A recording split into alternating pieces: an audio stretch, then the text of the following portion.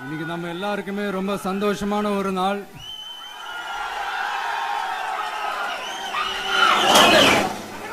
நான் என்னுடைய அரசியல் பயணத்தை தொடங்கி அதுக்கு ஒரு தொடக்க புள்ளியா நம்ம கட்சியினுடைய பேரை போன பிப்ரவரி மாசம் நான் அறிவிச்சேன்.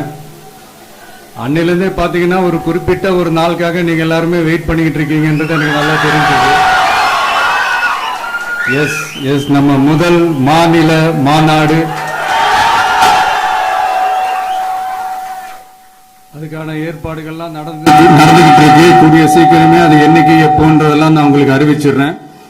பட் அதுக்கு முன்னதாக நீங்க எல்லாருமே கொண்டாடி மகிழ்வதற்காக நம்ம தமிழக வெற்றி கழகத்தினுடைய கொடியை இன்னைக்கு நான் அறிமுகப்படுத்தியிருக்கேன்.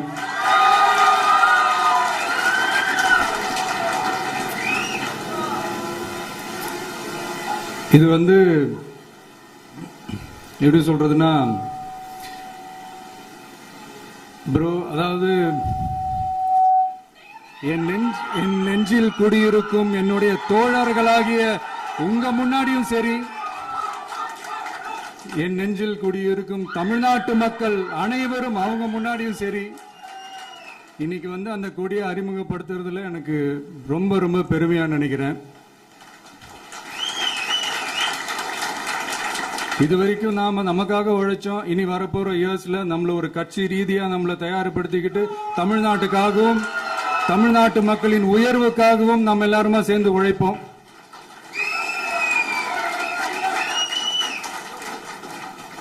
இந்த புயலுக்கு பின் அமைதி ஆர்ப்பரிப்பு ஆரவாரம்னு நம்மளுடைய கொடிக்கு பின்னாடியும் ஒரு இன்ட்ரெஸ்டிங்கான ஒரு வரலாற்று குறிப்பு ஒன்று இருக்கு.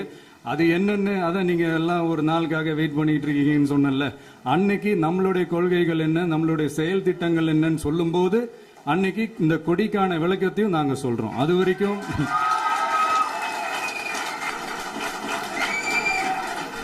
ஒரு சந்தோஷமா ஒரு கெத்தா